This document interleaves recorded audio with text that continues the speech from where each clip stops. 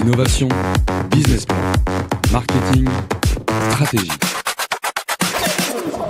Bonjour à toi entrepreneur ou futur entrepreneur et bienvenue dans ce nouvel épisode de 3 minutes pour entreprendre. Aujourd'hui, on va parler d'un vrai défi que rencontrent beaucoup d'entrepreneurs en herbe. Comment gérer la double casquette salarié plus créateur d'entreprise? Si toi aussi tu montes ton projet tout en gardant ton job, écoute bien, je te donne des conseils concrets pour ne pas t'épuiser et avancer efficacement. Première clé, clarifie tes priorités. Tu n'as pas 48 heures dans ta journée, donc il faut absolument prioriser. Identifie les tâches essentielles à ton projet entrepreneurial et concentre-toi dessus. Tout le reste, c'est secondaire. Mon astuce, planifie chaque semaine 2 ou 3 créneaux fixes dédiés uniquement à ton projet, comme des rendez-vous un peu avec toi-même que tu ne pourrais pas supprimer de ton agenda. Deuxième clé, garde ton énergie. Vraiment, c'est un marathon de garder son job et en même temps de créer son entreprise. Mais c'est un marathon, c'est pas un sprint. Alors évite de te cramer. Accorde-toi des pauses, dors suffisamment et accepte que tu ne pourras pas tout faire tout de suite. Mieux vaut avancer un peu chaque semaine que tout lâcher par épuisement. Troisième clé, informe-toi sur le cadre légal.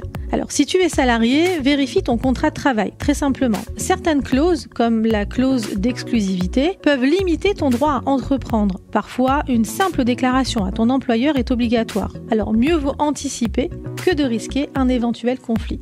Quatrième clé, sache dire non. Quand tu portes 2 casquettes, tu vas être sollicité de partout.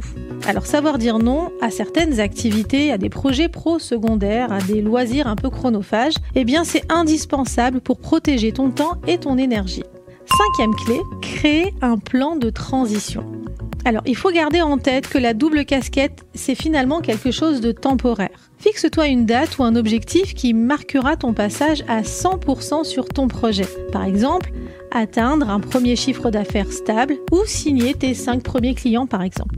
En résumé, on priorise les actions, on préserve son énergie, on respecte bien sûr le cadre légal de cette double casquette, on ose dire non à certains projets et on prévoit une sortie progressive de ce job de salarié.